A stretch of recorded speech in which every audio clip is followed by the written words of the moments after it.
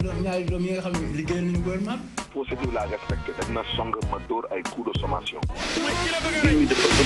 audit yi d'accord nañ. buñ si jógee du auditer samay doom ñaari doom yi nga xam ne liggéey nañu gouvernement. procédure la respecté dañ na song ma dóor ay coup de sommation. yow yaa ko ëpp droit kon mën nga koo rey. ndax bii nga xam ne moom lañ may fale mandat juróom-ñaari at la danaa ko yemale ci juróomi at ndax li ñu bëgg mooy démocratie sax fi.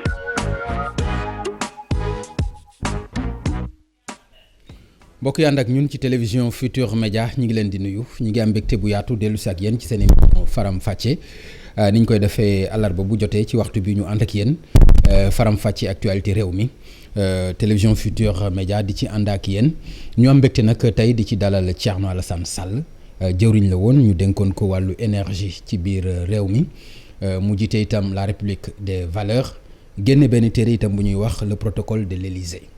tey moom la ñu fas yéene waxtaanal mbokk yi ci seen émission Faram Facce ak télévision Futurs Médias monsieur le ministre maa ngi lay nuyu. maa ngi lay nuyu bu baax Pape Ngagne di la gërëm ci invitation bi. di sant yàlla aussi ndax daje woon nañ fi ay yoon donc dund ba daje fii tey sant yàlla la. tout à fait ndax am na suñu mbokk yu bëri yu fi génn àddina ci diggante bi te bokk ci suñu. héros national Pape Bouba Diop. maa ngi fàttaliku vraiment ay bëccëg xam naa dinañ ci dellu si waat boo xam ne 2002. waxtu yu teel ci suba teel fii Sénégal ñu doon joué. ndax affaire bi Japon la woon.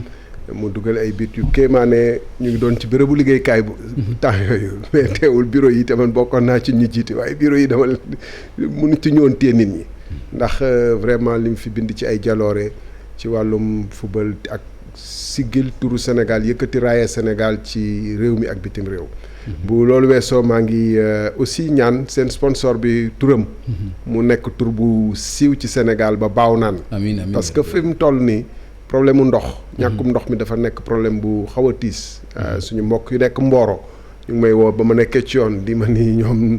dañu am problème mu ndox fi ñu nekk Bakel ak ñu nekk fii ci Sénégal ay Ngor fii ñu nekk Dakar fii Ngor fii problème mu ndox mi même ñenn ñaa ngi tudd ay problème mu hygiène ndox bi ba nga xam ne ñu bëri ñu ngi ci hôpitaux yi tey ndax problème mu hygiène ndox bi effectivement donc li ñu tuddee seen kii bi daal yàlla na nekk loo xam ne day nekk lu nekk réalité ci Sénégal ndox mi di baaw naan waaye nag liggéey moo koy indi jërëjëf le ministre Thierno Alassane Sall ni nga ko rendre hommage moom Pape Bouba Diop ñun aussi noonu lañ koy defee yaakaar naa ni fierté bi mu def ci suñu xol yi fierté bu am solo la moo taxit ñu koy ñaanal ci suñu xol yi yàlla xare ko àjjana et que mën nañ ci am njort bu rafet ndax benn jëmm boo xam ni dafa bégal autant de sénégalais loolu yaakaar naa booy compter ci sénégalais yi ko def bariwul kon mën nañu am njort bu rafet ci moom Pape Bouba Diop ñu koy ñaanal yàlla xare ko àjjana amiin alors lu aju nag ci waxtaan bi nga xam ni fas yéene nañ ko seq du exclusivement rek dañu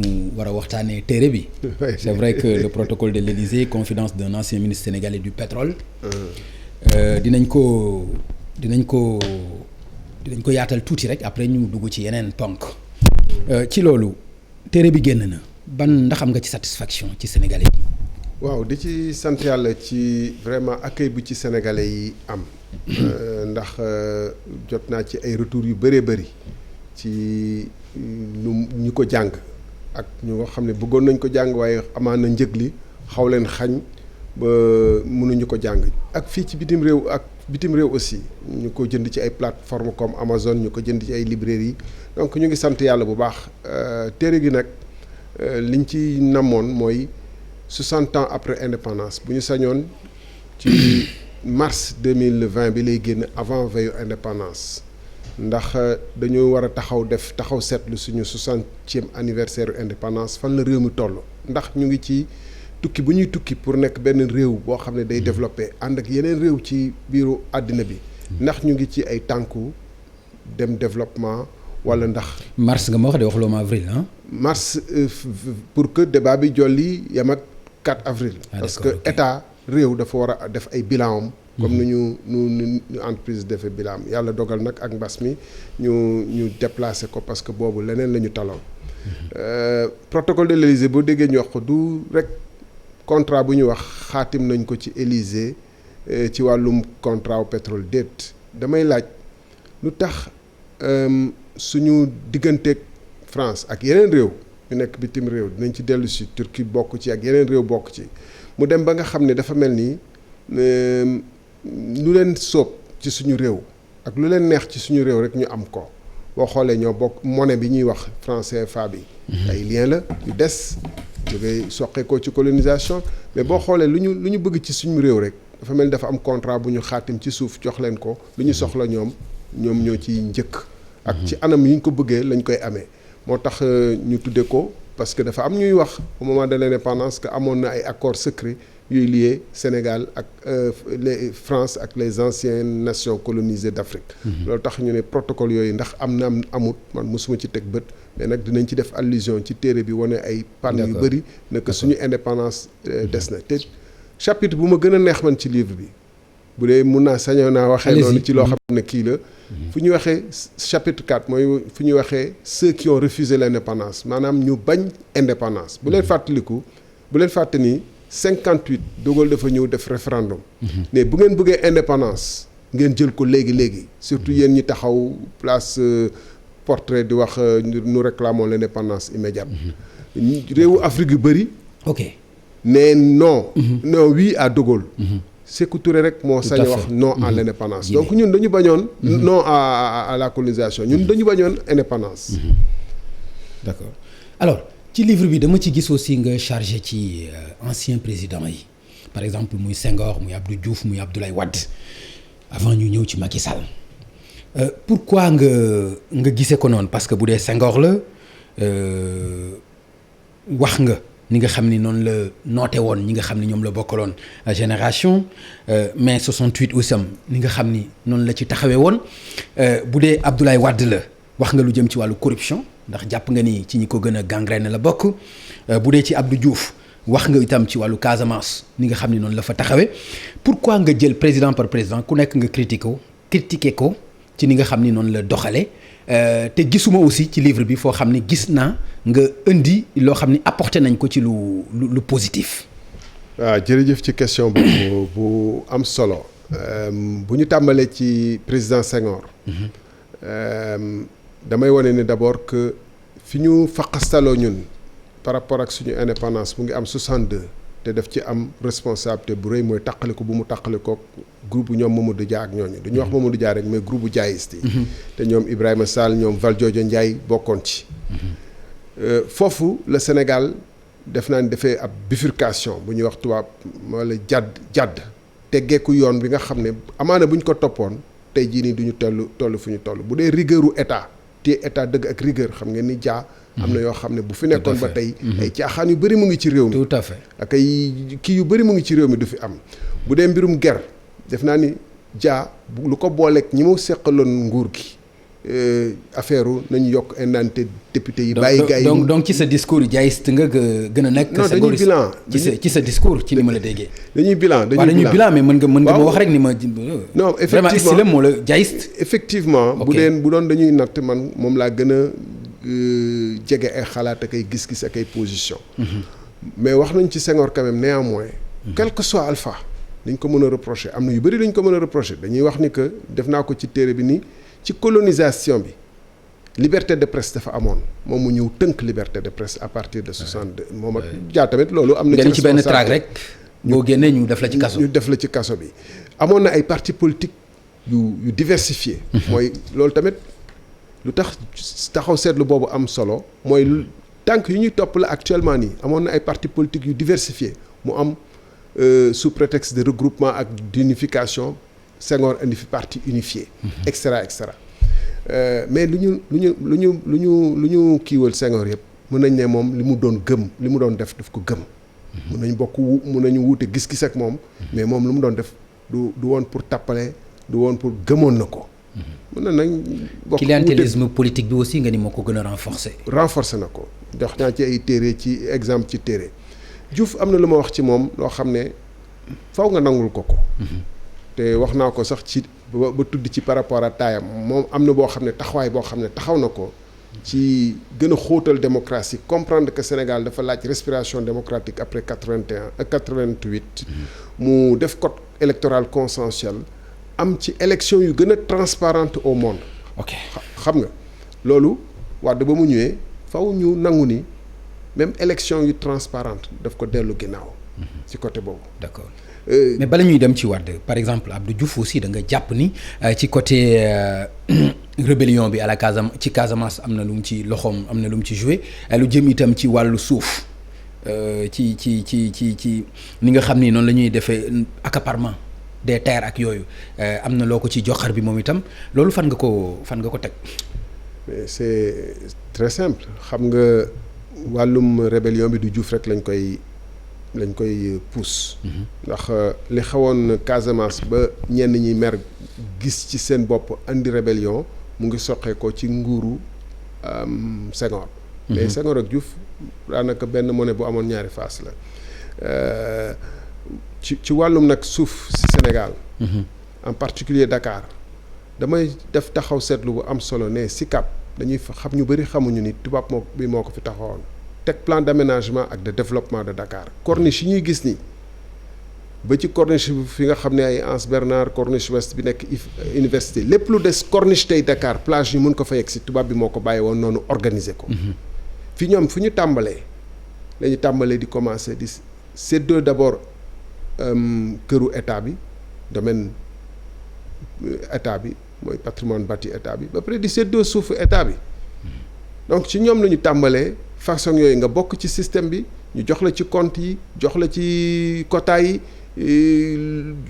jox la ci ay quota ba jox la quota bourse jox la quota wu ceeb jox la quota wu leneen quota wu recrutement ci fonction publique ñu bañ ko jaaralati ci ay concours yu leer ñëpp bokk ci. ñëpp yam nga bokk ci parti bi nga ñàkk bokk ci parti bi. loolu ñoom ñoo ko tàmbali ba pare bàyyi boo xoolee Parcelles Assainies nga xool Médina ñaar yi bii. africain bi Parcelles Assainies africain bi moo ko defaral boppam maanaam ci su nguuru Abdou Diouf lañ ko taxawlee ñun ñoo ko defal suñu bopp. ko xool Médina wala yeneen yu fi tubaab bi bàyyi mais di nga gis ay espace public yoo xam ne dañ ko réserver pour ay école pour ay hôpitaux pour ay stade. ay stade Assane Diouf ay hôpitaux ay Abass Ndao yooyu yëpp ay dañu def aménagement bu leer teg. ok mais boo xoolee Parcelles Assainies dañuy wax Assainies non seulement c'est pas Assainies c'est proche de la mer. mais ni ñu ko daggee sax. d'accord da ngay gis ni amul benn intention defar. soo gisee ma bëgg ñu ñëw ci yooyu yëpp. Abdoulaye Wade aussi. septennat bi. da nga jàpp ni dafa lalu ci scandale maanaam septennat bu njëkk bi wax nga ci lu bëri wax nga itam lu jëm ci moom itam ci wàllu suuf jàpp nga ni foire bi moom moo ko saaxee moom personnellement. alors man li ma gis mooy livre bi dëgg la am na loo ci abordé mais li ci ëpp. déballage la par exemple du wax joo xam ni wax ju li ma ci jaaxal mooy pourquoi nga jël style boobu par exemple Abdoulaye Wade lii la def Abdou Diouf lii la def Senghor lii la fi def pourquoi nga jël style boobu pour nga bëgg ko def ci sa nga def ko ci sa livre. mun nga ne analyse critique la mais lu xew ci temps Abdou Diouf ak temps Abdoulaye Wade ak Senghor bu ñu koy nettali basé wu sur des faits ak analyse ay gëstu ay livres loolu de déballage. mun nga ne nag c'est une analyse critique boobu xam nga lu tax ñu def ko. waaw parce que non dama lay expliquer. waaw allez-y. lu tax ñu def ko dañu toll ci foo xam ne bu dee état bi dañuy seetlu état wu Sénégal dafa nekk ci yoonu nërmeelu nation bi nekk ci yoonu dinañ ci ñëwaat ci yi fi xew émigration clandestine yi problème yi fi am yëpp ñàkkum ndox mi ñuy wax et cetera corruption bi ñàkk sécurité bu am ci Dakar et cetera dafa nekk ñàkk justice bi dafa nekk ci. yoon boo xam ne dafay nekk ci dafa mel ne luy nërmeelu ci et lu ko waral loolu il faut ñu xool ci reen yi ci départ bi moo tax ma ne la dafa am benn jàdd bu ñu jàdd après changer direction changement de direction boobu moo waral réew mi toll ci ay situation loolu pour wane ko il faut nga won lan moo xew ci diggante bi ak lan moo mandarga état bu état amoon ak juste état nag. yamul ci Thierno Alassane Sall. état bu amul woon non état bu amul woon may ma eggale problème boobu foofu. état bu amul woon est-ce que di nga mën a am école boo jàngee université boo mën a jàngee ba macha allah tey nga nekk cadre ba mën a nekk ancien ministre ci réew mi est-ce que jàpp nga ni état bu amul woon. de Senghor à Abdou Diouf loolu dina mën a am. ma tontu la ci xam nga état. waaw loolu taxoon ma bëggoon nga bañ ma dog du rek administration ak exécutif dafa am aussi justice am législatif xam nga lu toll ni ONCAD nërmeelu ci réew mi ay compte cadre jaar fii ay BNDES fayit fii te defuñu benn enquête ba nga xam ne Abdou Diouf ba mu ñëwee di wuutu Senghor moom moo ne corruption bi dafa toll fi nga xam ne il faut ñu def cours de répression de l'enrichissement illicite loolu day wone. da nga bëgg ci état lépp parfait. non. da nga bëgg ci état lépp parfait. non pas parfait mais. non loolu nga bëgg. non pas parfait mais état dina toll foo xam ne. non Thierno s'il vous plaît est-ce que da nga bëgg ci état lépp parfait. non pas lépp imparfait ñun dañu nekk ci état boo xam ne dafa imparfait xam nga lan mooy imparfait mooy justice bala muy yëngu bala justice di yëngu il faut exécutif bi pousse ko li ma la wax fi enquête kan moo fi enquête ba def audit ba xam lu tax mu daanu. mais loolu ban problème nga ci mën a am. mais loolu ban problème nga ci war a mën a am. exécutif bu fekkente ni par exemple aussi noonu la suñu réew di doxee. président de la république mooy nommé ministre de la justice ministre de la justice mooy nommé procureur de la république loolu xanaa dooma ni tant que jógewu fi leneen lan nga bëgg mu am fi. loolu tax ba fi Obama ñëwee mu wax ñu benn affaire bu am solo mu ne les pays africains ont besoin non pas d'hommes forts mooy chef président de la république bu fort mais institution xam nga loolu eggaguñ fa. xam nga tant que changé wuñu système bi munoo fexe ba ñu def parce que leneen lu ñu def lu dul loolu jalgati lay nekk. Pape Ngagne dama jaaxle que chaque fois africains et sénégalais yi bu ñu leen waxee rek ñu bëgg a delloo suñu bopp gannaaw yemale suñu duñ natt suñu bopp may ma eggale. ah non da ngay eggale kay.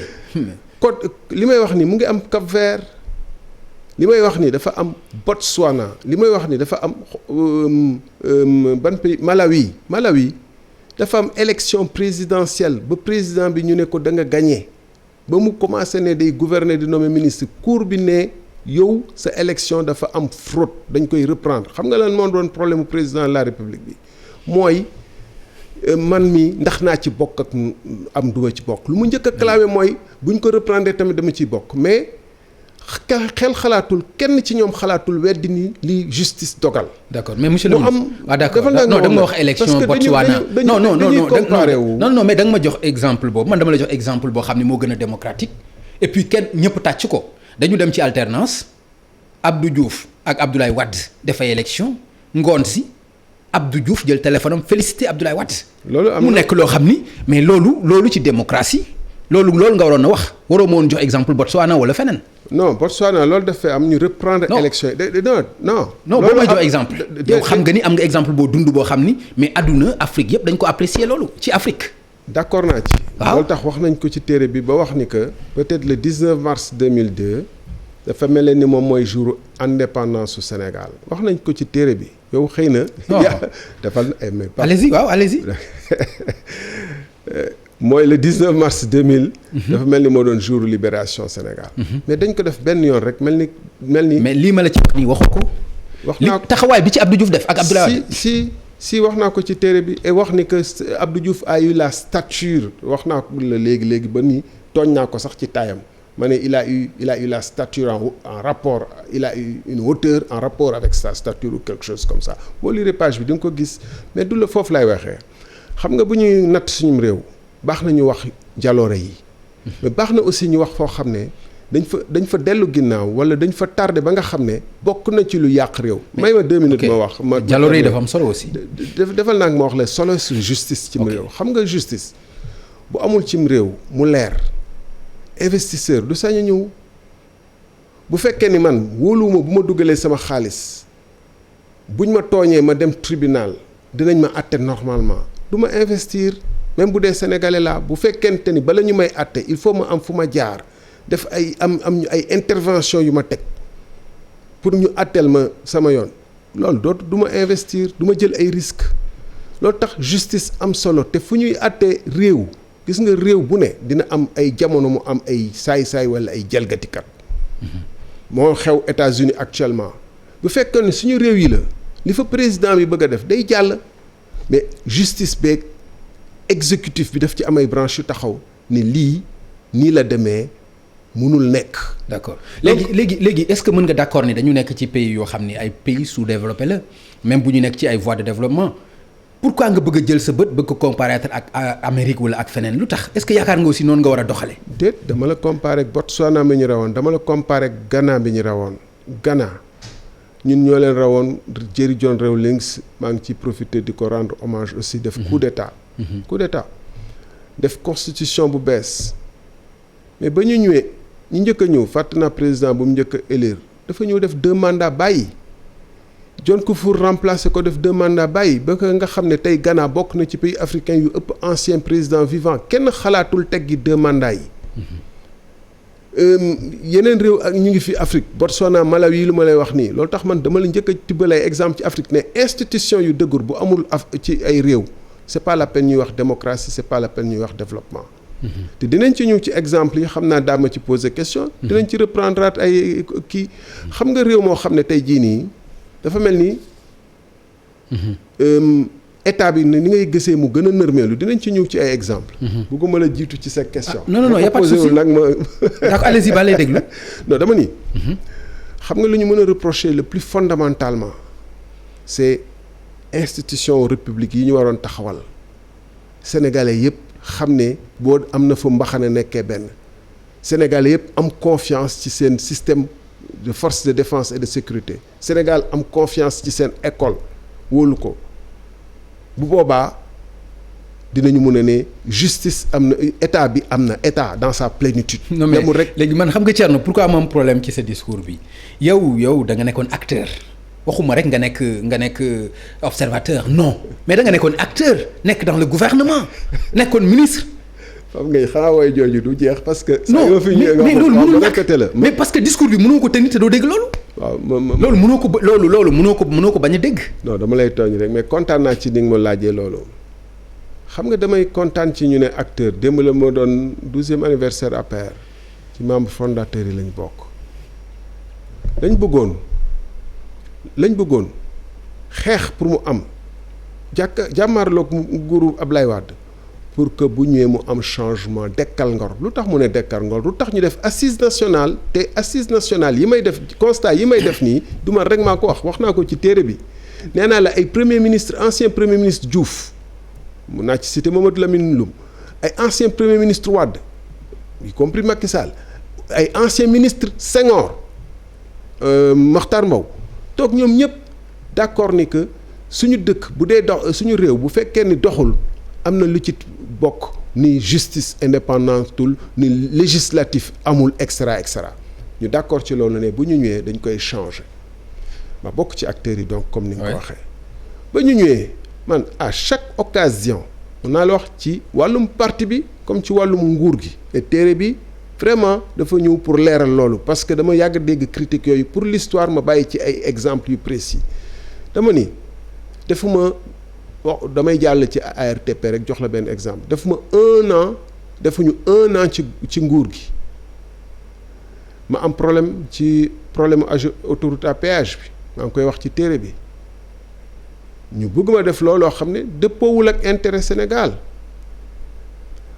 ma ne du ma ko def premier ministre Abdoul Mbaye ba ma woowee ne ma président nee na sàngam boo ko deful dañ la fiy jëlee dama ko ne alma këyit ma démissionné moo gën a gaaw am na ci seen benn confrère Dakaractu wax na ko ci gannaaw ba téere bi génnee mu témoigner ko donc man la ma nekk ci biir dama yàgg sama kàddu dama ko yàgg ak sama taxawaay bii ma am dama ko yàgg am te seede naa aussi du man dong waxuma ni man dong la damay seede ku mel ni Moustapha Diakhaté wax naa ko waxaat ko ni muy waxee nii ci biti ci télé yi noonu lay waxee loolu tax sax par parenthèse pour analystes yi nga xam ne loolu tamit bind naa ko pour analystes yi nga xam ne dañuy analyser APR depuis démb maa ngi dégg plateau yu bëri mais attention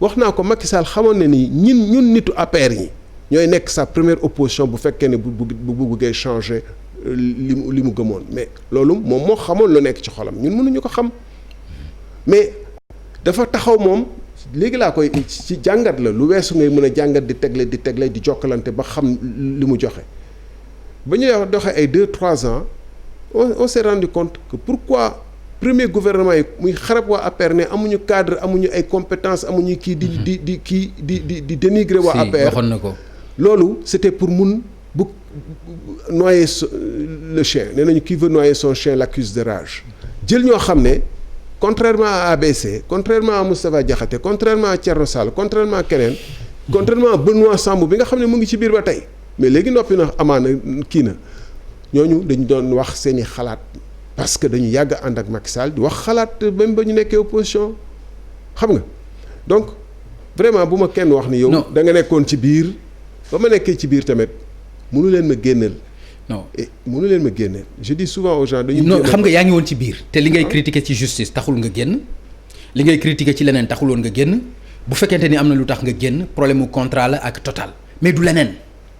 non dinañ ci ñëw de tax na ma génn première fois expliqué naa ko ci livre bi lu tax ma génn première fois 2014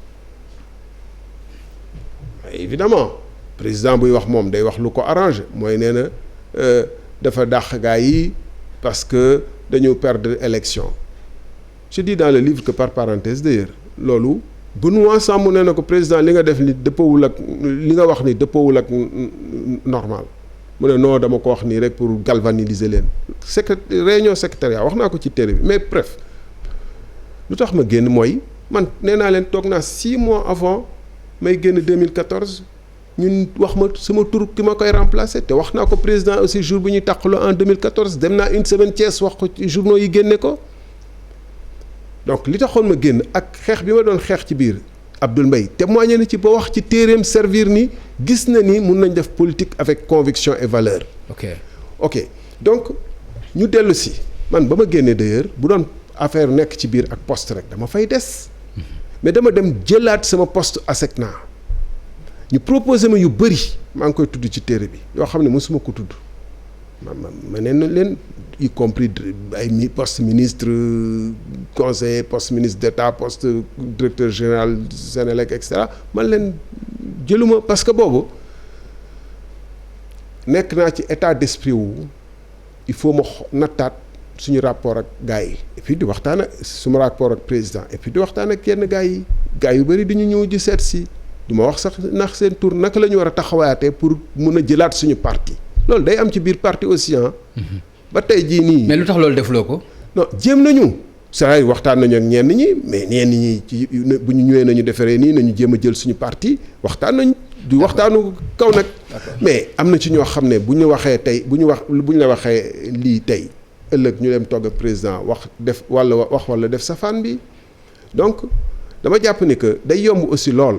waaw d'accord léegi problème mu principe la wala problème mu nit ku tàng xol la. nit la ku mënul def ak ay nit problème mu lan la problème principe la wala lan. ma tënk foofu ci comportement yi nga décrire nii yëpp quoi. ma tënk foofu xam nga lu premier ministre Abdoul Mbaye wax mooy dëgg ba ma bëggee démissionner mu ne ma affaire day yomb il faut am ñu xeex ci biir du problème mu tàng xol wala kii. xam nga principe am na ci. non du problème mu tàng xol amu ci man nee naa la nekk naa représentant nekk directeur général ARTP dama koy wax souvent nekk ministre dem leen ngeen laaj ñi ma nekk lool ndax Moustapha jàppanteeg nit xam nga ministre yu ma wuute yëpp wala yu ma remplacer yëpp 80% des cas gars yi après dañuy rëcc sama li mu fa jaar du jaay suma bopp yaa ma indi question boobu ministère bu ma jaar en général 90% du temps gars yi dañuy rëcc sama jaar parce que du ma teg doomu aadama benn pression ci lu dul nag ci liggéey bi nañ ci juste ma jiitu ci nag.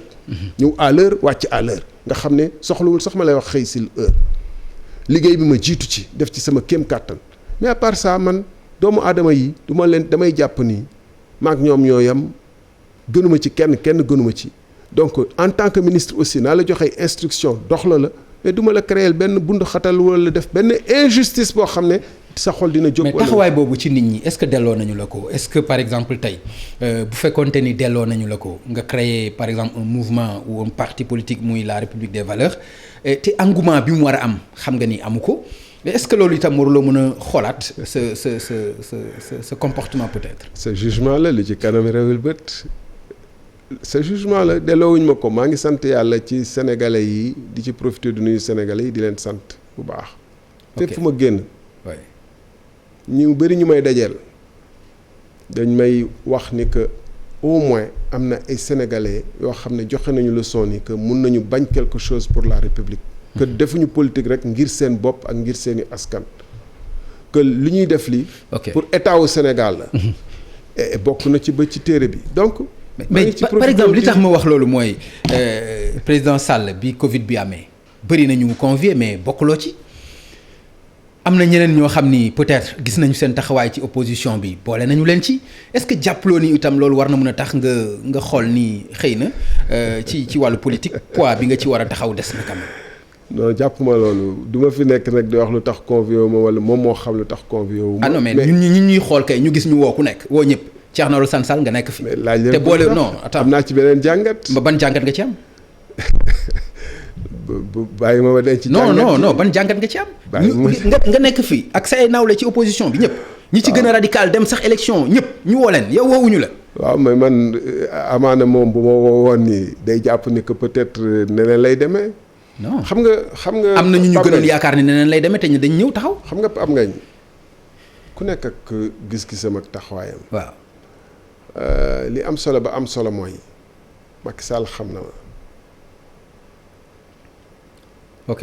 bokk naa ci ñu raar ñu génn ci gouvernement en 2014 ñu dogalaat leen avec un portefeuille plein. ba ñuy tàqalikoo du moom moo ko tànn man maa ko tànn.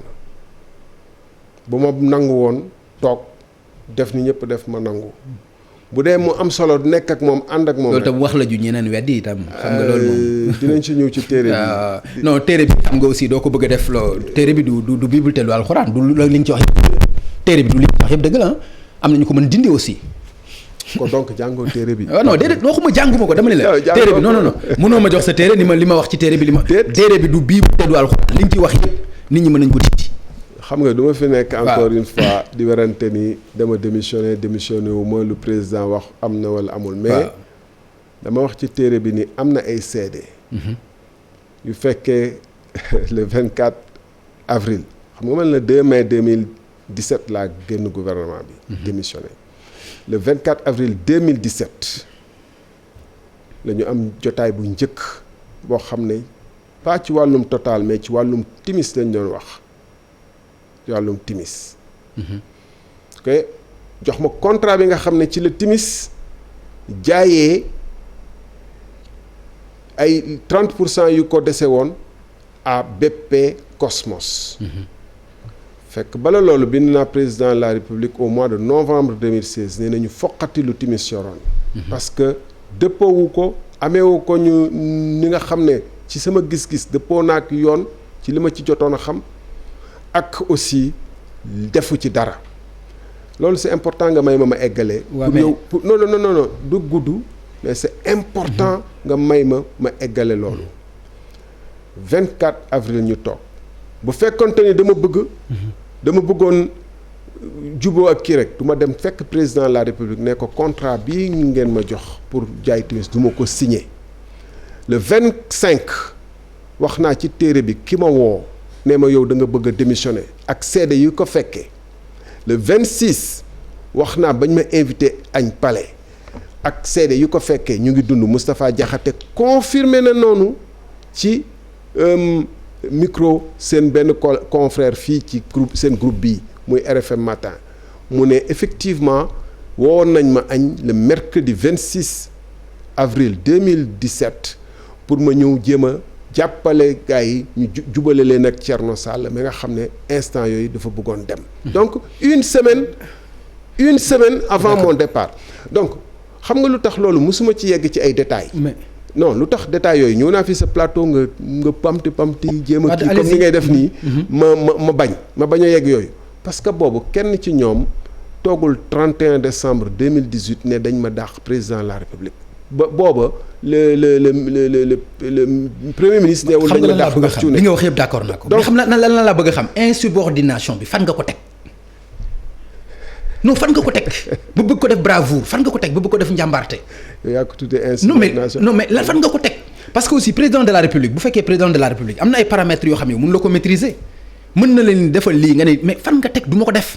ma wax la si nga nekk dans un état nekk dans un gouvernement nekk ministre. Pape Ngagne bul maire man maa war a maire. bu fekkee ni da ngay poser question rek wala yow da nga far ba pare. mais insubordination bi fan nga ko teg. ma ne da nga far ba pare wala parce que bala ngay même bu doon tribunal duñ ma laajee noonu du insubordination.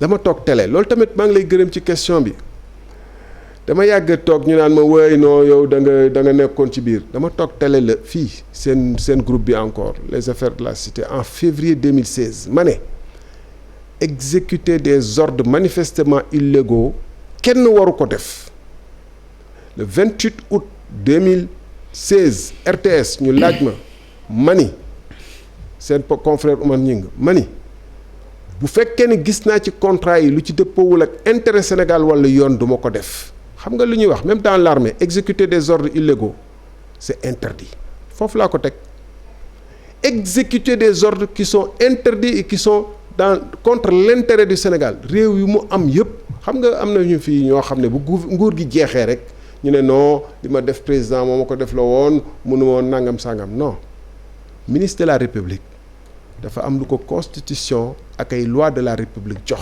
moom kese bu ñu ko xasee nommé boo bëggee keneen def ko da nga ko fay dindi teg fa keneen ku nangu def loolu bu fekkee ni dëppoowul ak yoon ministre bi moom moo am droit apprécier gis ni que lii dëppoowul ak intérêt Sénégal ak li ma gis dëppoowul ak yoon bu boobaa mu def ko foofu laa ko teg. monsieur le ministre intérêt Sénégal ak xam ni c'est pas les lois de la République. mais monsieur est-ce que président de la République da nga ko gën a xam intérêt Sénégal. enfin Pape Ngagne tey jii nii ñu nekk. état est-ce que da nga gën a xam Macky Sall président da nga ko gën a xam lan mooy intérêt Sénégal. ñu ngi koy vivre en direct bañ koy heureusement bañ ko vivre en direct aux États-Unis tey président Trump mun nañu ni kenn gënu ko xam loi Amérique mais mu ngi joxe ordre yoo xam ne di convoquer ay nit et Maison Blanche di leen ne bu ngeen demee war a voter grands électeurs u Arizona wala Georgia bu leen ko voter change wëlbati leen élection yi ñooñu dañu taxaw ne mënuñu ko def parce que dëppoowul ak yoon donc président yi joxe ordre illégaux ñaata président ñoo fi joxe ordre nañu tirer sur des foules ñaata président extra président nit la loolu tax constitution bi wax naa ko ci téere bi pour répondre ay sa question bi naanaal président de la République il n'est pas supposé être un saint par la constitution un homme qui ne se trompe pas maanaam constitution réew bi jàppul ni président du juum du nelaw du gëmantu du extra jàpp nit la def ay garde-fou pour tere ko mu juum bokk ci nag muy ministre yeeg ñooñu ku nekk ñu dénk la ay responsabilité d'ailleurs moom pénalement il est pas responsable ba pare teg haute cour de justice pour moom mu defee ay njombe wala ay njuumte donc bu ñu jàpp ni président de la République lu mu wax rek noonu la déet d'accord léegi lépp lu mu wax bu ñu jàpp ni noonu la ndax war nañ ci mën a egg ba li nga seq ak moom dans un état au palais ci reerandoo ci leneen ak leneen nga def ko dans un livre. naam mooy bu fekkente ni. est-ce que loolu yaakaar nga ni loolu sax moral maye na ko moral. moral moo ko maye ak loi ak lépp xam nga lu tax ñun dañuy fàtte ni état moderne bu waxee tamit nga tëbaat interrompre wax loolu mais état moderne ñu ñoo ko inventé l'état tel qu'il fonctionne ñun ñoo ko inventé état dañ ko importer ñun dañ ko jële maanaam jéggaane ji ko Europe di xool aussi fan lay gën a fonctionner benn président bi ngay wax moom moo def article loi 22 2012 de septembre 2012 ne fonctionnaire boo xam ne yëg na ay jalgati ñu ngi koy def contre l'intérêt de l'État daf ko war a signaler bu ko defulee bokk na waaw d'accord ñaar non xam nga signaler ko déet waxuñu waxu signaler non defal naa ak may gale waxuñu waxu signaler dafa li ñuy wax mooy waaw may dañu reerandoo ba ci livre bi nga wax ni liirul ma ko dégg naa ci nga dugg tudd yi sa même sa jabar yow ci sa boppam que bi nga xamee ni le directeur Petrosen ñëw na sa biir kër ni mu gisee kanam gi ni mu ko waxee yaakaar nga war nga egg ba foofu. waaw war naa egg ba foofu parce que ba dugal sa jabar ci biir livre bi dugal ko ci affaire d'état. ma ne du affaire d'état xam nga affaire d'état secret d'état duñ ko confondre ci ku yor état rek yaa ngi ko yor ñu dëppoo ak intérêt état ak lu secret d'état laaj. secret d'état dañ ko inventé pour aar état kiirlaay la pour état bi pas nit ñi nga xam ne dañuy utiliser seen position def lu leen neex contre l'état ba pare ñu ne bu kenn wax. ba pare toog yor seen télé parce que gis ngeen président de la République 31 décembre 2018 mu ne seede ngi nii waa ji dañ ko dàq gis ngeen premier ministre dem assemblée nationale ne contrat bi ñu def bokk na ci contrat yu gën a baax ci réew mi. non may ma non mënuma la tontu par séquence. mais nga bëgg a xabaabal ci loo xam ni man laaj li ma la wax mooy est-ce que yàgg nga war nga egg ci ay secret yu ñu mën a jàppee secret d'état da ngay may ma tontu nga di ko révéler après bu la doyul nga wax ma ne doyu la dama koy révéler pourquoi parce que dama la nii ci ba di ci tudd sa jabar. ba ci au début nee naa la affaire bi ndëgg sërëx la ñu teg pour man ma daanu ci que Diop woo nañ ma dikk woote fi ay justice lépp mu nekk simulacre maanaam mu nekk genre théâtre expliqué naa ko ci début bi expliqué lu tax ma bind téere bi wax ni que bu ñu demee ba ministre ñëw toog 2015 man ñëw toog gis ay situation yu doy waar entre 2015 2016 laaj ñi nga xam ne en 2012 inspection générale d'État enquête na leen ñu témoigner par signé ni lii ak lii moo fi xew timis nii ak nii la def comprendre nga. ba pare bu ma leen laajee ci yéen li ngeen xam ci timis ñu ne xamuñu ci dara rapport IGE bi ñu jël réeral ko mel ni kenn du ko tudd boo laajtee sax même ministre Aly Ngouille Ndiaye nee la man mosuma xam ni IGE jaar na fi te IGE lu mu wax lu garaaw la par rapport aux intérêts stratégiques de l'État du Sénégal mais sa waay complot bu ni ndey bu amee faw ñu feeñal ko et fexe yu ñu am pour feeñal ko pour sénégalais yi xam li xew te xam ne dëgg bi fu mu féete dañ koy wax parce que da ngeen di jàpp ni loolu moo tax ma wax la sànq ni dañuy ni way état secret d'état li ñuy wax secret d'état fii ay tappale la. John Bolton dafa toog ak président de la République des États-Unis ni man ak moom ak Xi Jinping président de Chine añ nañu toog nañu réunion Trump ne ko lii ak lii ak lii daf ko bind ci téere ne lii dëppawul intérêt stratégique de l'État te kenn aux États-Unis wax ko secret d'État parce que xam nañu lu mu def loolu la état wul la laaj li ngay def nii moom moo bu ko benn journaliste américain defoon moo doon jaaxal américain yi mooy naka lañ lay waxee ni sa intérêt stratégique de l'État ñi nga xam ne dañ leen fay di leen aar di leen toppatoo pour ñu défendre ñu ko ñu ngi défendre seen i intérêt bopp bu ñu la ko waxee journaliste bi foofu lay jóg di def seen i enquête mais loolu tax fii loo gis saa yu ñu su tuddee dossier bi ay BBC mooy ñëw tudd ci avancé ay yeneen journaliste mais dañu war a oser dañu war a sañ jël yeneen état yëpp lu ñuy fonctionner au monde doxalee noonu pas di créer suñu maslaa sénégalais yi di naan waaye yaa ngi trahir secret d'état amul benn secret d'état bu ma trahir. mais monsieur xam nga lu ma trahir complot contre l'état bu la neexee nga ni par exemple trahir loo benn secret d'état mais ñi nga xam ne ñoo lay dégg di la lire man li ma dégg fii nga wax ko ci page 452 lii nga wax Macky Sall je suis au regret de ne pas pouvoir signer ces contrats en conséquence je vous prie de prendre les dispositions qui s'en suivent Macky Sall ni la je vous ordonne de signer les contrats me dit-il de son ton le plus ferme attends mais lii nga di ko bind li nga xam ne yéen ñaar la ngeen seq ko lii nga ne ma du secret d'état. yan mémoire nga lire ci Sénégal. non man waxuma dama lay laaj. non mémoire nga ma wax goma mémoire man non mémoire nga ma wax. non attends monsieur le ministre bañ nga ko ba ni ma yan mémoire nga lire bu ma wax loolu. yan mémoire Sénégal xam nga lii du mémoire bu doon mémoire mën naa ci bañ a wax. non du question mémoire rek. non je vous en prie non monsieur le ministre. yaakaar nga ni war nga mën a egg fii yow.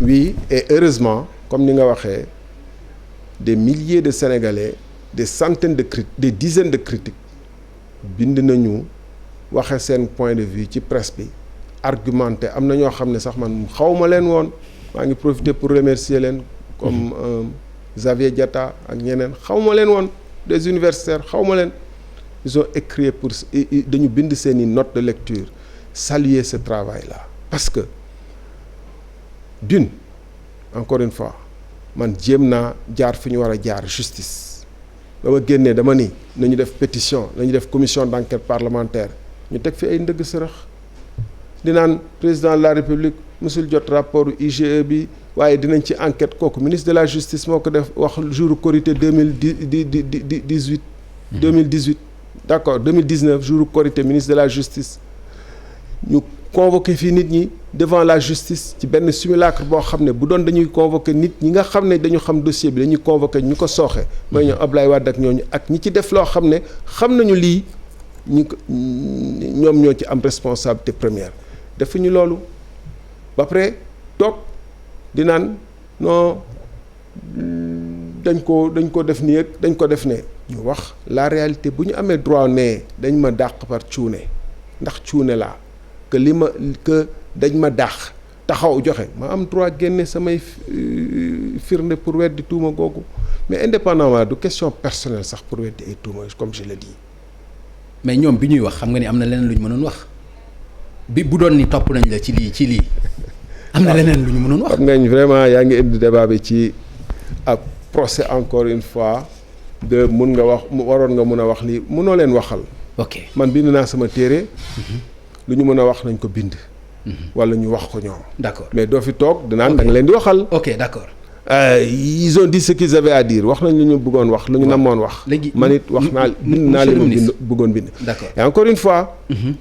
damay wax ak sénégalais yi surtout ñu dem géej xale yeeg ñeneen ñu amul emploi ñeneen ñu waroon am ay hôpitaux ay milliers de milliards ñoo dem ci affaire bi loolu mooy enjeu bi du waroon nga wax lii waroon nga defee ne et cetera milliers de milliards de francs CFA moo dem ci affaire bi Pape loolu moo la waroon yow inquiété. ah non jaaxal la non dafa mel ni yooyu loolu. non loolu dafa la benn problème éthique morale. daf la gis nga li ngay wax ni aspect financier bi c'est important. mais aspect financier bi ngay wax noonu c'est important mais dafa am aspect boo xam ne aussi c'est plus important pour man parce que pour man bu fekkente ne da nga nekk un ancien ministre de la République di bind livre amuloo loo ciy wax lu dul lii la ma président wax lii laa ko tontu premier ministre SMS bii la ma envoyé SMS bii laa ko tontu mais loolu itam il faut ñu taxaw ci. monsieur le ministre xam nga yow boo bëggee jël livre bi bu rek dem ay page yoo xam ne loolu rek laa wax dafa mel ni yow loolu rek. aspect boobu monsieur le ministre yow itam seede ma yow itam xam nga ni wax nañ ci li ñu mën a wax ci de 60 à nos jours. non parce que loolu laa doon bañ nga wax ko. non dama ni li ma wax ci pétrole bi yëpp. bu fekkee na nga ciy génne lii nga wax lee nga wax.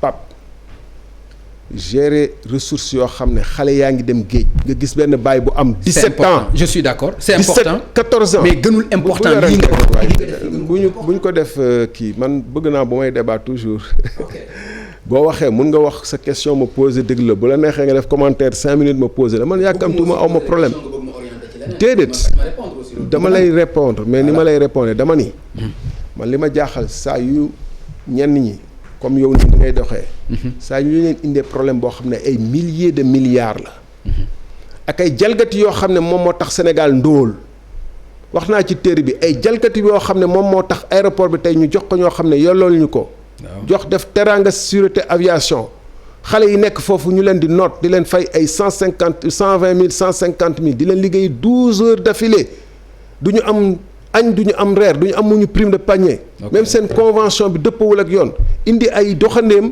ñu 5 doxandéem yoo xam ne kenn ki dafa indaale sax doomam ñuy fayee ko ay millions ñoom xale yi fayeeku ñu dara nekk sañu ñu grève sañu ñu def dara wax naa ko ci téere bi dama ne loolu moom loolu yu mel noonu moo tax sénégalais yi di ndóol ci seen réew non moo tax sénégalais yi ndóol ci seen réew moo tax problème yu ñuy dund éthique de gestion ñu gérer réew seen éthique ak seen responsabilité mooy jàllal alalu askan bi nga xam ne bu ñu ko jàllal yoon day am ñu ciy dee ñu ciy lab ci géej ñu ciy bañ a ñàkk am xam-xam ñu ci bañ a jàng 72 000 étudiants la ñu ñoo am ren bac nga bëgg a wax yooyu ay éthique non li ngay wax ni du tere ñu wax li ñuy wax moom mooy mënuloo pourquoi yéen loolu rek ngeen di wax mais bien sûr mais monsieur le ministre mënuñu ko comprendre loolu mënuñu comprendre nekk un ancien ministre de la République xam nga seq ak le président de la République ak sa premier ministre naan SMS bii la ma Boun Abdallah Dionne bind lii laa ko tontu mais loolu mooy lan xam nga lu tax ma wax ko nga déglu ma nag parce que Boun Abdallah Dionne dafa taxaw Assemblée nationale du Sénégal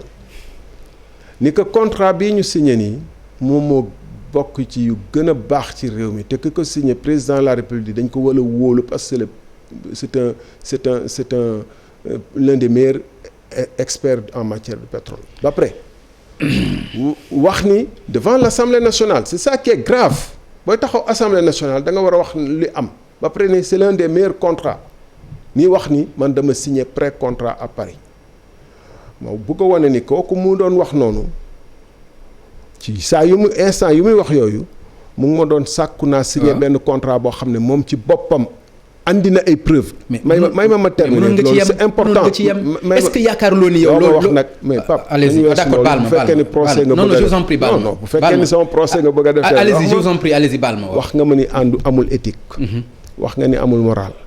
dégg naa la. man jàpp naa ne am na éthique. jàpp naa ne am na moral. Sénégal yi dinañ àtte. mais munoo fi nekk ñu bëgg a taxaw ci sujet boobu nga may def di Thierno bashing comme on dit en anglais di ma ne non amoo éthique amoo moral. du ma non même éthique u invité nit. bu ko juger. di ko attaquer di ko bund xatal ba mu ne la waaw li nga wax kii na dégg naa la. ñi lay déglu déggu nañ la. dégg nañu say argument man samay argument teg naa ko ci téere. d'accord wala nitu Thiès nga moo tax. nitu Thiès mooy koo xam ni mën na ni comme niñ ko décrire. ñan nañ ko non ni ñu décrire rek depuis la venue de Idrissa Seck ci gouvernement bi ñu jàpp ni nit la koo xam ne mën na defee nu nekk. xam nga Pape yow waroo waxee noonu. parce que kenn warul tuumal askanum lëmm wala xeet lëmm wala famille lëmm ci lu kenn def. ci man nga ko déggee loolu. non dama la ne yow waroo waxee loolu. d'accord ok non mais moo tax ma laaj la aussi moo tax ma poser une question. man naa la tontu. waaw tontu man nitu Thiès laa. xam nga lan mooy Thiès. Thiès mooy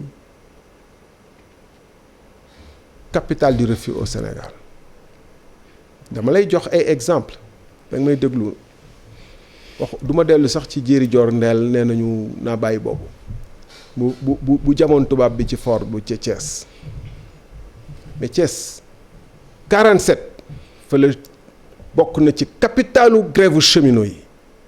non loolu histoire la ñu wax ci présent. mais damay ñëw ba ci présent. xam nga yow nag neexoo waxal. histoire moom mooy indi présent. histoire moo jur présent yow mënuñu la dindi ci sa histoire tarix fi nga juddoo fi nga màggee fi nga niñ la yeree mënuñu ko génnee.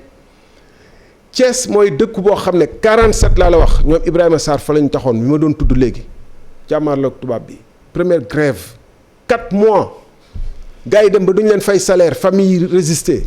Thiès mooy fi nga xam ne foofu la ñu créé le parti africain de l'indépendance ñoom Rose Baz ak ñooñu ak ñoom Majmoud Diop Thiès mooy fi ñu créé BPS en 49 Thiès mooy fi nga xam ne 88 ñoom Boubacar Sall ak ñooñu jàmmarloog Abdou Diouf ne woon ak gaaw ñi ne woon ni comme demain dañ fi Abdou Diouf de fi meeting. léegi ma wax la leneen. Thiès mooy fi nga xam ne ñun wax la li ko indi boog d'abord loolu mën nga. xam naa li indi nitu Thiès li indi nitu Thiès mooy benn ci ay kàngam ci Thiès bu taxaw mu Idrissa Seck ne kenn dootuma fal ci décret jóge fa ñu fal ko ci décret ak yeneen yoo xam ni wax na ko. ban dëkku Sénégal mais loolu lañ jàpp ni war la.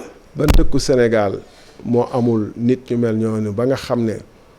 war nañu nii rek parce que am na Thiessois bu def loo xam ne Thiessois ci seen bopp d'accorduñ ci ñu bëgg ko jël peinture waa Thiès yëpp jikkoo jooju loolu moo rafetul loolu maa baaxul Thiès dañu résister Idrissa Seck gars yu nekkoon ak ñoom dañu résister 16 ans xaalis bu ne Ablaye Wade dugal na ko foofu pour daaneel Idrissa Seck ak nomination yu dul jeex xaalis bu ne waa APR dugal nañ ko foofu pour daaneel Idrissa Seck ak nomination bu dul jeex waaye teewul waa Thiès dañ taxaw ànd ak moom moo beddeeku wëlbati bàyyi waa Thiès waaye Thiès waaye fa ñu ne woon ba tey ñu ngi fa. loolu mooy nitu Thiès. ñun Thiès dañuy bañ. loolu la ñu tuddee suñu bopp dëkku bañkat. waaye ñu ngi dégg way ay benn dëkk ñaari kàddu ak yu ne dégg naa ko maa teyoon rek bëgg la wax loo ba nga di egg si ci. d'accord léegi. fan mooy sa dëkk. dafa am fu ma bëgg a taxaw. fan mooy sa dëkk Cilmaxa Mbakol laa dëkk. waaw Cilmaxa day ci Kajoor la bokk. d'accord dama bëgg ñu taxaw fenn mooy da nga wax am loo xam ne da nga ko wax ci sa wàllu sécurité. ñu doon ànd ak la jor tamit ba mu taree dañoo dellu de. waaw d'accord am ay kii. waaw d'accord mais ñooñu man daal en tout cas Cilmaxa laa dëkk. li nga xam ne bëgg naa ko wax mooy bëgg naa ñu ñëw ci mooy da nga annoncé sa wàllu ñàkk kaaraange sécurité. non annoncé wu ma ko waxtaan xam nga waxtaan. waaw waxtaan comme ni ñuy waxtaanee nii. lu ne mën na ci génn dama ni depuis ma génn nguur gi. bu may voyager du ma yóbbaale valise. bagage embarqué néew na lu ma koy def. bu ma demee réew mi. ak fépp fu ma toog damay xool sama kaaraange parce que waxuma rek ci wàllum état Sénégal mais ñi ma ko seqal ñoo bëri foofu laa waxee. léegi lu tax loolu nga wax ko parce que loolu itam boo ko waxee ci faram-fàcce il faut ñu faram-fàcce ko c'est important. wax naa la pour lu tax ma wax ko. non wax ma xam parce que moom laay dund dama ni. waaw ca ba ma nekkee ministre déjà. da nga tooñ moo tax wala. ban tooñ. non bu fekkee yaa ngi am looy ragal lu tax. ragaluma dafa am yu may moytu. waaw mais loolu ku ragal du def lu ma def lii. toog ak président de la république xam nga gars yi dinañ ne nee na woy nee nañ ko woy jóge feeg yooyu yëpp amu ci. yooyu yëpp amu ci yow li nga wax moo am. non. loolu da nga ni loolu yëpp amul. donc da nga bëgg wax ni li nga wax moo am. non amut. est-ce que mën nga am monopole bi. non ci dëgg gi. xam nga da ngay enregistrer li ma wax ba am beneen kii dama ne loolu lépp amut. ok président de la république fu mu toogoon. ak man ak kii fu ñu toog loolu lépp amu ci. tooñu ma kenn la ma def regretté wu ma ko bu doon à refaire je le referai donc awma benn problème ci fànn boobu. ok dama ciy sant yàlla. xam nga Macky Sall ba mu jëlee nguur gi. bind naa ko ci téere bi ba ñu mujjee gisee bala ñuy dem élection campagne électorale 2012 ak ba mu jëlee nguur bi ma fekk ko Radisson dama ni Abdoulaye Wade mënoon na génnin bu rafet bàyyi fi woy bu dul fay ba mukk gis nga keroog Jerry John Rawlings gis nga Mandela te loolu pour yow lu yomb la assises nationales yeeg yëpp jaar na fi nañ teg lépp ci yoon doxal nga dérouler sa 2 mandats dem loolu laa lay ñaanal ñun engagement yooyu la ñu amoon ak moom bu ñu gisee ni safaan bi mu ngi am te du man rek maa ko wax aussi ana ñu ne woon APR ñun mel ni Moustapha ak ñeneen ñi bon donc bu ñu gisee safaan bi am mais sañ nañu jël position ci loo xam ne ëllëg bu ñuy àtte du ma fi naan non président moo ne woon naa signé wala dama ni non nangam sàngam comprendre nga li ma def ku ragal du ko def. d'accord mais léegi pourquoi ngay tiit ci pourquoi ngay tiit. tiituma da nga bul jël kàddu googu encore di ko tiituma damay moytu. ok da nga am affaire ak ay bandi. dama ne damay. ndax da nga am affaire ak ay wëyu. dama jël sama matuwaay di moytu. waaw mais loolu laay mais aussi même ba ma nekkee ministre. wax naa ko d'ailleurs ci kii boobu ba ma nekkee ministre. am na yu xewoon yoo xam ne alerté woon nañ ma. mais loolu ji ci wàllum mënuma ko dëkkal ci nguur gi mënuma ko dëkkal ci kii dama am affaire ay société internationale ay kii ay dama am affaire ñu bëri daal te xeex bi ba tey jeexagul te man je suis un témoin clé. ok te jeexagul. ok yal nañu yàlla may gudd fan ak wér. ba affaire yi. mais est-ce que lii wax nga ko ci yoon. que ni am nga ay menaces wala dara wala looy ragal wala nangam. waxuma ni dama am menace. ok. wax ma ne dama am menace dama ne man maay jël ay matuwaay pour on ne sait jamais. parce que ku seq ak ay état seq ak ay multinationales di wax di bind da ngay def attention même lu may naan damay ciy def attention. te ne nga li nga wax yëpp daanaka fu leer nga ko teg terewul yaa ngi am loo ci loo ci am loo ci ragal dara fekk la ci. mais xoola Pape Ngagne. Macky Sall ba mu nekkee opposition dafa doon am sécurité fu mu nekk nii am na sécurité lu tax parce que ku nekk ak sa dayo ak fi nga toll ak kii noonu ngay amee ay problème mun na am ay problème man damay jël samay précaution. ok d'accord CRD fan la toll. CRD Thierno Alassane Sall Abdoul Mbaye ñoom Mamadou Lamine Diallo fan la toll CRD. ñu ngi liggéey. ok mbas mi nag xaw nañu tënk lu yàgg tënk ñu bëri ci lu yàgg. mais ñun ñu ngi liggéey keroog yaa moins d'1 mois. dem naa fi Amady Unaare manifestation yi fi amoon ak Ndendori. maa ngi ci profité di leen nuyoo. di leen yóbbante nuyoo. dem fu ma activité yi laaj jas maa ngi foon keroog tamit continuer. mais da nga koy def en solo. ñu ngi liggéey ñun Abdoul Mbaye gis ngeen ko barki démb ci plage bi mais ñu ngi liggéey démb rek la ñu mujj. ñu ngi def restructuré wu pour gën a mën a wàccaat ci terrain bi. ci profité nag di nuyu suñu responsable département yi départementaux yi di leen ñaan nañu gën a baral liggéey bi. d'accord mais liggéey bi est-ce que warul ànd ak ay action par exemple en tant que opposant da nga yaakaar ne rek par exemple da nga war a bind sa livre Abdoul Mbaye dafa war a def ay communiqué am Thierno Alassane Sall les mardis la chronique yi muy def est-ce que yaakaar nga loolu mooy opposition bi nga xam ni war na mën a bouger dara. Pape yow da nga ñu suivre. ok. da nga ñu suivre nee naa la léegi. boo xoolee y a moins de 10 jours j'étais à Diass après naa la envoyé image nga kii ci problème mu ñàkkum ndox manifester toute une journée avec les populations de la commune de l'axe sud commune Kër Moussa. Il y a moins d'1 mois. J'étais dans le département de Kanel. ci visiter fa ay villages particulièrement nag dem apporter mon soutien apporter sama jàppale ci wàllum teew ak lépp. ci ñi nga xam ne ñu ngi manifester ci wàllum phosphate bi di ci profiter aussi di leen nuyuwaale di nuyu sénégalais yi nga xam ne ñu ngi jokkoo un peu partout dans le monde. barki démb aussi di ci profiter man mënu ma woon dem mais suñu waa dëkk ñun fu ñu cosaanoo ci wàllum Fuuta. muy axe bi nga xam ne diggante.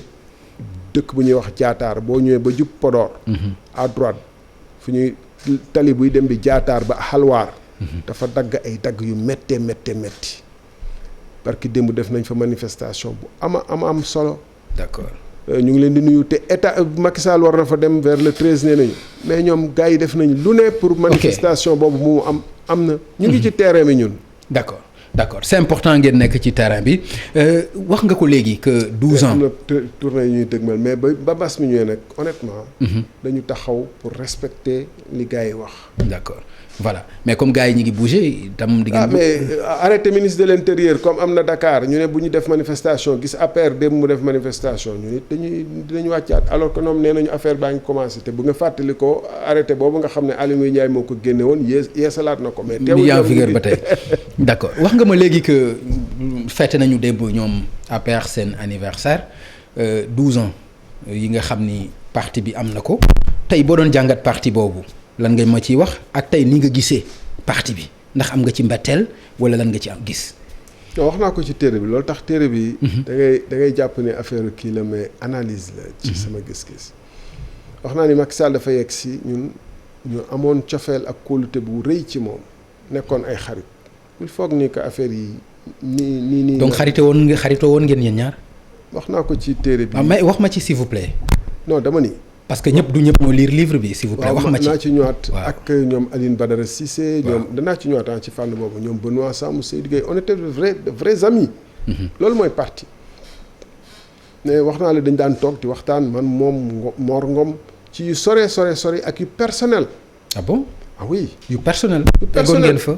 oui bu ma doon révéler ay secret personnel loolu laay révéler.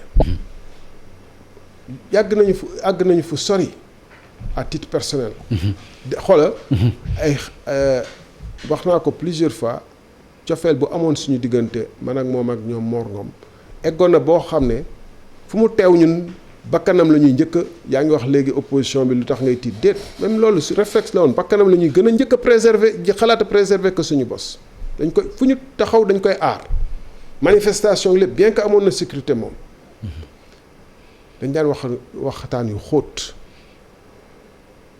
jàpp ni loolu tax bu fekkente ne affaire poste walla yooyu ba ma njëkkee toog ak moom ba mu gàñee ci Radisson affaire poste laa koy wax moom ci wàllu boppam nee na ma ne Thierno pourquoi yow waxu ma ne ko loolu xam nga ni loolu boolewuñu mais parti bi luy problème bi lu indi problème bi mooy nee naa dès les premiers instants dañu jël ABC teg fële jël ñeneen ñoo xam ne bëgguma leen tudd mais public bi xamu leen. mais c'est important ñu xam leen. public bi xamu leen mais c'est important ñu xam leen ABC nga ñu ci wax ak kan. non naa wax ñeneen. mais am na ñeneen ñoo xam ne comme seen caméraman yeeg seen kii ils sont extrêmement essentiels dans un parti dans un parti waaw. dafa am nit ñoo xam ne dañu essentiel ci APR. comme madame Senghor pour ne pas moom laay tudd yam foofu. assistante Macky Sall pendant près de 19 ans depuis Petrosen ñu teel leen écarté ñun ñu xam ni comme nu gars yi di wax la révolution tu sais commence par dévorer ses propres enfants ci ñun lañ jëm parce que gis nañu moom engagement yu ñu jëloon ci maa ngi koy expliquer ci assises nationales yi ak yeneen engagement dekkal ngor gestion sobre et vertueuse nekkuñ ci woon gis nga Macky Sall bu opposition bi dañ daan dem ba maag moom danaa ko président dañ doon président mënoo nekk président nekk chef de parti loolu ñu xalaatu ko ñu discuter ci ay heures ay yeneen détails ñu discuter ci ay heures mais bu ñu ñëwee ABC ñoom Moustapha Diakhaté ñoom Benoît Sambou ñoo nga xam ne vraiment dañu ŋànkoon parti bi di déployer ci terrain bi ñu teg leen second rôle catégoriser leen ñii ñu ne comme ABC dafa rëy dafa kii Benoît Sambou leneen pour écarter leen parce que xam nañ ñii dañuy wax lu ñu gëm te ragaluñ ko wax te dañ koy assumer loolu moo indi parti bi dévié xam nga tey jii nii bu ñuy wax ay ñenn ñu génn récemment. mais war ngeen xam ni aussi statut dafa changé. nekkatul chef de parti dafa nekk président de la République. yaa ngi may coupé fu am solo parce que gis nga analyse yi gars yi def lu bëri. dañuy juum gis nga xolu APR ñooñu la woon. ñuy wax ni les responsables de l'APR de la première heure ñu mujj génn gi nii ñooñu ñu ci gën a teel a génn ñëw juin 2011 la ñu ñëw parce que boobu xam nañu presque APR mu ngi ci waaj jël nguur gi mooy ñu mujj génn ñii am na ñoo xam ne sax après lañ ñëw ba Macky Sall jëlee nguur gi non kenn contesté wul wa mos nañu am débat bii may am ak yow mos naa ko am ak moom mais yow yaa ma bëgg dugg ci déballer ay secret après nga ne ma damay déballer secret mais loolu c'est important non de grawul parce que bëgg nga ma mais non pas du tout man may wax lu ma waaw je sais mais doo wax nga ci livre bi kay loolu du tere nga wax li nga bëgg a wax yow itam monsieur le ministre débat bi ñuy am nii waaw mos nañ ko am ma ni ko il faut pas confondre respect à l'autorité et soumission aveugle à l'autorité respect à l'autorité dañ la ko jox ba ñu nekkee opposition dañuy añ toog di añ mu la kii bëgg naa la gis nga bàyyi sa añ bàyyi dem mun nga fa xaaray heure mun nga fa jógee heure 7 heures du matin kër Thierno dama la bëgg a envoyer Mbour nga représenter ma fa yow ak diw nga sol sa yére bu gën a taaru jël sa enveloppe def ci dara pour représenter parti bi loolu doo ko nangul ko amul ci yow autorité te mënoon ngeen ci dem 10 ans 15 ans 20 ans mais boo ñëwee ci nguur da ngay jàpp ñii da ngeen amee lu ngeen digge woon ak askan wi te ànd nawle ngeen di ànd. bu amee lu changé koo xam ne da nga ko jox cër ba la muy nekk président de la république. bu président de la république bu amee bu ci cëru président de la république tegoo. da nga ko war a gën a jox cër waay. baax mu wàññeeku bu wàññeekoo rek nee nañ bu bukki yabee waxambaane. ci doxin bële. waaw cël ma xaman waa kii laa. waaw loolu dinaa dégg olof di ko wax. bukki boobee waxambaane ci doxin bële. parce que am na yoo xam ne bu ñu ko mës naa wax gars yi ñi may seet si. di waxtaan. parce que yooyu bu amee ay xëccoo réeroo ci ay signal bul signé. bala total bi ci autoroute yeeg yooyu. fàtte naa ban la woon. boobu maa ngi infrastructure de toute façon. boobu Karim Wade mu ngi rëbës. ma ne leen xam nga ministre de la république lu koy aar du non président du la dugal ci ay kii wala yooyu dëppook charte réew mi ak yoonu réew moo koy aar ndax Karim Wade. bàyyam moo ëpp samay bàyyi pexe. ëpp ko ay xarit ci réew mi ëpp ko alal ëpp ko lépp. kon bu mënee dem kaso moom mu yeggoon ci. d'accord autorité. fi nga xam ne ñun kenn du ko wegg parce que bàyyi ma ko joxoon ci lu bëri ci dooleem. te ñun mësuñu am autorité réellement. mais li ko yóbbu kaso aussi mën na yóbbu ku nekk kaso. te loolu itam mun xanaa di nga ko assumer parce que boobu yaa ngi ci pouvoir bi. au moins mu créé mais bu fekkee ni moom mun na dem. ku nekk xool ni war nga dem te kon booy def. na nga def loo xam ne ëllëg mun nga ko layoo. d'accord pas di ni dañ ma ko wax wala dañ ma ko. mais xam nga ne ak CREI loo mën a def it da nga mën nga dem kaso. non quand même. non xam nga loolu. bu ma xamoon loolu du ma bind téere bi. bien que nag injustice am na. mais jàpp naa ne nit ku ne di nga jël un minimum de risque. bu ma ragaloon loolu rek jàpp ci tëdd ne kon du ñu yëngatu. kon du ñu bind téere kon dañuy toog suñu kër yaafus. et ñu bëri ñu ngi toogee loolu dara fekku leen ci. ñu ngi nekk de d'honnêtes citoyens wax naa ko ci téere bi d'ailleurs. ñoo xam ne dañuy yor seen carte de visite yor seen CV yu gudd. duñu nee ñun duñu politique bokkuñu kenn. mais bu ëllëg bu Guillaume Soro ñëwee pouvoir nga jël ànd ak moom dem def jox ko sa carte de visite liggéey ak moom bu jógee foofu nga dem gisi Ouattara bu jógee foofu nga dem gisi loolu ñun man gëwuma loolu. d'accord léegi monsieur le ministre ci ay questions abordé nga ko léegi muy immigration clandestine bi. gën na takarnaase nag gën na compliqué ñi ngi wax ni lu mat pas nag daanaka 500 juróomi téeméeri bakkan des na si bi ci gën a metti nga xam ni mooy benn nappkat bu nekk Mbuur jël doomam bu am 14 ans def ko ci ba 2 ans kaso nar ko ci fekk yooyu nga xam ne ñu ngi koy dund bu fekkee itam mës nañ ko dund gëw ma ko nan nga gisee loolu. d'abord daf may ma dellu si li ma la waxoon sànq. dinañ ñëw ci foo xam ne dañuy gis ni suñu état dafa am foo xam ne dafa xaw a des. xam nga bu doon réew bu organisé la damay lire Victor Hugo. muy raconter ci temps avant révolution française bi. 1700 donc et quelques 80 et quelques. inspecteur Javert ñun ñëpp lire nañ ko. bu benn waaye disparaître wala réeree dinañ ci def enquête yi ca war topp ci ay at ba ñuy classer dossier bi bu dee Sénégal nit ñi dee nañ ci bateau war nañu ñëw enquête 1 à 1 xam ñan ñoo dee ci bateau bi xam seeni tur fu ñu dëkk enquête ku nekk ndax sax ci bateau bi dafa am ñu doon xeexal ñu gaañ leen wala extra ñu dem ñëpp war nañ leen entendre loolu mooy police judiciaire il faut ñu reconnaître loolu aussi moyen moo koy def. non yaa loolu aussi am na ay moyens yu koy def moyen moo koy def. dama la wax 1789. 1789 boo demee xam nga lu ñu wuuteeg yeneen état yi dañ koy nangu te jéem a jàng bu fekkee lu ñëw rek ñu répondre comme noonu moyen moo koy def ak du ñu dem. waaw mais aussi il faut ñu. moyen moo koy def aussi boo demee 1400. parce que bu dee lu xew rek lu xewee fii. lu xewee fii drame nga def enquête 1400 église boo dem France wala Angleterre wala feneen daa fa fekk registre ñu judd ñu dee lan moo na rey extra. d'accord ñun dañu organiser wul loolu te bëgguñu organiser wu. ok dañu néewal suñu état te état nangu ko. ci deuxièmement fi ngay répondre donc. état war na mën a xam exactement ñaata ñoo disparaître. surtout 21e siècle la ñu nekk ak ère informatique. yor ay jumtuwaay yu doy waar. xam nga sénégalais bu ne. waroon nga am carte d'identité bu leer dañu ne biométrique. def recensement war a xam ndax sénégalais yi fan la ñu nekk ci réew mi wala bitim réew ku ci disparaître 6 mois ñu def ay avis de recherche xam ne disparaître nga. mais nu mu takkar naa seen yi wax nga dëgg musu ko am. bind naa ko ci téere bi nee naa en 2006 am na yu ma ci fekkee ba ma nekkee représentant la SECNA mais ren ji lu tax ñu takarnaase xam nga dafa am ñaari alternance gars yi wax yoonu yokkute. gars yi wax ni am nañu espoir dañ créer nangami milliers d'emplois par an ñu toog ba benn bàyyi du jël doomam dugal ko ci gaal yóbbu ko ci géej ak yu ñu ci dégg yëpp pour mu des fa mais dafa xam ne fii bu ko fi bàyyee.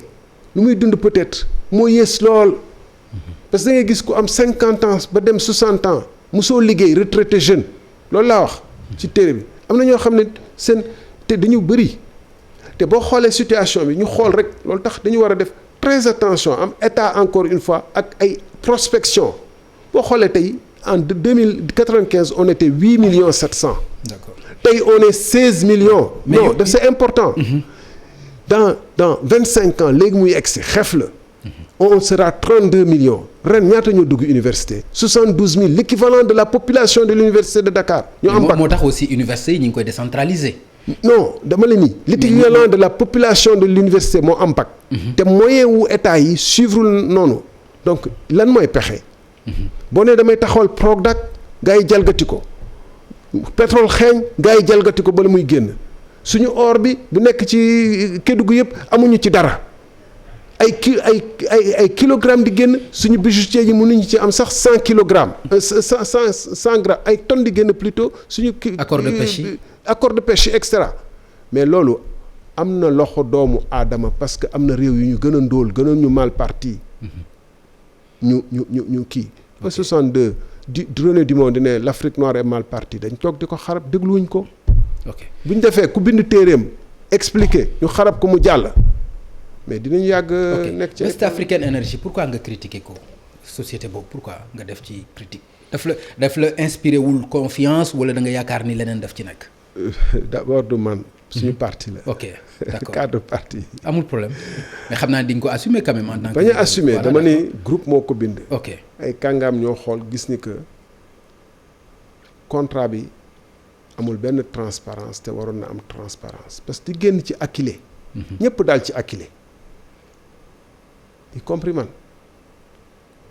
fekk Akilee bii contrat moo ko gën a graaw amul transparence waroon nañu ne yan condition publique ci yan condition ban impact lay am ci suñu kilowattheure yan condition lañ ko attribuer groupe boobu 300 mégawatts ci suñuy centrale boo xam ne dañ koy alimenter ak suñu gaz. di wax contenu local ne ay Sénégal dañ ci boole ci contenu local bi ay sénégalais mais sénégalais yi ci nga bokk ci laa bokk ci keneen la bokk pourquoi defuñu ñi Éthiopie nga xam ne ba ñu bëggee tabax seen centrale à énergie hydraulique bi def seen barrage bi dañu ne sénégalais citoyen bu ne na ci joxe. ah mais courant bi aussi dina yomb. loolu moo tax dina yomb quand même. day gën a cher au contraire parce que ni ñu taxawalee ci conditions yu opaques yu mel nii yoo xam ne amoon na ñu gën war a mën a gën a def te da may jéggal ma dellu si ci lu ma doon wax.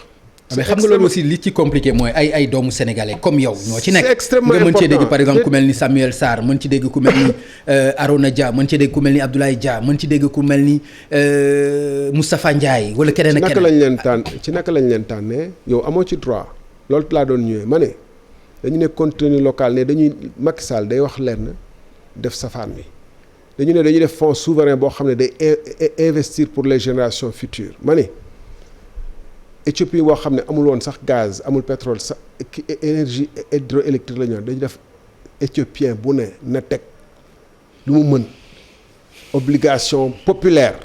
ñiy teg ay équivalent de 100 francs CFA ñi teg 200 ñu teg 5000 ñu teg ñu ko mën teg kii ñu tabax seen centrale hydroélectrique di jaay électricité kii bu suñu gaz génnee war nañu ni comme dañu taxaw fonds souverain war nañu def démarche bi ni mel ma gis sama bopp ci gaz bi nga gis sa bopp keneen gis ci boppam. pas ci condition yu lëndëm. jox ko ñoo xam ne déjà dañu jaaroon ci suñu énergie bi ñu tudd leen ci tudd yu garaaw du man maa leen tudd ki nga tudd Samuel mais rapport IGE moo ko njëkk a wax ci affaire comment ni ñu koy waxee fuel bu mu jaay ay centrale Sénélec ñu ne 60% moo ci doon fuel lu ci des eau de mer la. rapport IGE moo ko wax. rapport Cour des comptes wax ko ci centrale Sendou lettre Tullow Oil tudd ko ci tudd yu garaaw maa ngi koy wax ci affaire contrat wu Timis bi mais ñu bëgg a ñëwaat jox le même dugal ko le même dans nos énergies mu bokkoon ci ñi nga xam ne nguur bi bees bi ñëw en 2012 ñoom ñoo ko boole woon ci liste 25 yoo xam ne dañ ko soupçonné mais sëñ bi bu fekkee ni rëkk bi loo fi def mu jàll ñu ne ay sénégalais lañ mais ay sénégalais ñoo nekk ci prison yi d'accord. ay sénégalais ñoo nekk ci prison bi du sénégalais bu ne moo mérito ñu defal ko ay kii dañu wax fonds souverain wax suñu gaz am lu bëri gars yi yóbbu ko li ci des tamit ñu bëgg ko randal naka noonu. voilà jërëjëf monsieur le ministre xam naa ni ponk yi ñu waroon waxtaanee xëy na temps bi yëpp duñu ko may livre bi comme ni ma la ko waxee woon livre bi émission entière la mënoon a jur parce que livre bu riche la macha allah ci côté jàngale ak leneen parce que tey mi ngi ci 96 pages normalement wala plus. 496 pages d'accord voilà ñu lay gërëm bu baax di la sant bu fekkee am nga message booy passé. oui ci téere bi daay dellu si lu sabab ñu bind ko. ñun bu ñu sañoon Sénégal yu bëri tey bu ñu sañoon am passeport man awma passeport lu muy passeport Sénégal. dama changer li ma doon wax bu ñu sañoon Sénégal nekk ci réew yu gën a baax ci àddina bi yu gën a taaru yu gën a lépp nga xam ne nit ñi dañuy ñëw di jóge bitim réew di ñëw pour dugg Sénégal pour am passeport sénégalais. pour am kiiwu sénégalais mais maa ngi wax ci téere bi nii am na ay réew Afrique tey bu ñu leen joxoon ne dañ leen di delloo ci colonisation pour ngeen am passeport français wala américain ñu nangu. loolu amul lu ko yées te pourtant amuñu passeport bi waaye colonisation ngi fi. loolu mooy téere bi naka la ci fi colonisation amee dama koy tënk rek ci benn affaire bu gàtt ñu jeexale foofu mooy aéroport bi nga xam ne dañ ko tabax Ablaye Wade tabax ko ci ay pexem ñu def ci de 2004 à 2016 ba may mujj pointé près de 300 milliards de francs CFA yoo xam ne yow man keneen cotisé nañ ko ci naka ci tukki fay redevance de développement des infrastructures aéroportuaires ba ñu yegsee 2016 daanaka 300 milliards dajale nañ ko ci fànn yooyu jox ko ñiy tabax aéroport bi donc lu ci dese woon pour eggale aéroport bi bëriwut sénégalais yi tabax nañ ko ba pare RDA boobu di wéy di dem pour bu ñu naree def beneen deuxième phase waaw redevance de développement des infrastructures def beneen piste def deuxième aérogare extension ñu waroon ko yoreel suñu bopp ba gannaaw ba Dapor génnee ak ba Fraport ci anam yoo xam ne wax naa ko ci téere bi ñu créer ay société ni ngay waxee West Africa Energy nii noonu la ñuy créer ay société yoo xam ne kenn xamul fu ñu jógee comme Teranga Service Aviation 2AS même Sall Suma AIBD Limak ñi ay turc ñi ay nasaraan ñi ay leneen ñëpp ñëw ku nekk jël sa pàcc ci li nga xam ne Sénégal moo ko moom ba pare di jëfandikoo ay joomu sénégalais di leen fay ay salaire yu néew loolu mooy colonisation bu may wax te àndul ak passeport àndul ak dara nga dem fële ICS noonu lañ ko joxee les Indiens contre ñu kenn nag waaye ba ay rôle moom la gënal du bañ naa la. oui ba ay rôle contremaître wala ay directeur de ceci cela dañuy jëli seen mbokk ñii nee nañu sax façon la pour fay leen salaire lu duun pour gën a rawalaale ay charges mais sëñ bi réew bu dëkkee noonu du mës a avancer te ay doomam duñu mës a jóge ci ay tolof tolof ak dellu ginnaaw parce que gars yooyu seen intérêt stratégique wu usine ba nekk wala groupe ba nekk Inde wala ba nekk France dañu gën a taxawal que intérêt stratégique Sénégal. moo tax jeunesse su Sénégal bi ñu ngi leen di wax bu ñu sañoon Macky Sall wala Ablaye Wade dañ fi tabax loo xam ne seen woy du deñ ba mukk ñu fekk Sénégal bu avancé parce que at bu weesu boo xam ne perte nañ ko du Macky Sall moo ko perte du Ablaye Wade moo ko perte Sénégal moo ko perte. amaluma benn njëriñ. États-Unis bu gaa yi fekk foofu état wala France wala Singapour bu seen maam tabaxoon la bu ñu sañoon fekk fi lépp yemb mais loolu amul nañu taxaw ngàll parce que li raam ni jëmul ci ñag bi. jërëjëf. merci beaucoup gërëm di la sant. monsieur le ministre man maa lay gërëm yow xam nga ni plaisir la pour ñu def émission. xam nga ko ouais c'est ça. alors donc plaisir bi moom c'est autre chose dafay compliquer sax émission bi parce que vraiment xam nañ sa franc parler. ba nga xam ni sax parfois daf ñuy metti ci ñun ci question contradictoire yi ñu lay mën a bëgg a opposer ak yëpp quoi. moo nga def sa rôle. ah loolu moom ñu ngi lay ci vraiment ñu ngi lay féliciter bu baax di la remercier di la encourager di la gërëm bu baax di wax ni vraiment nit nga koo xam ni dañoo am ay relation yu fraternelle te loolu itam lu ko lal te xam nga ko bu baax maa ngi lay gërëm di la sant di la jaajëfal bu baax monsieur le ministre. jërëjëf merci am na question bu ma doon xaar mais comme posé woo ko. merci beaucoup d'accord prochaine fois incha allah kon mbokk yi mu nekkoon seen émission Faram Facce ak télévision Futur Média ñu doon ci recevoir tey Thierno Alassane Sall nekkoon fii jëwriñ ci ñu dénkoon ko wàllu énergie bind téere bi itam di protocole de l'Élysée confidence d'un ancien ministre sénégalais du pétrole nekk itam njiitu République des valeurs ñu koy gërëm bu baax jërë ngeen jëf merci beaucoup.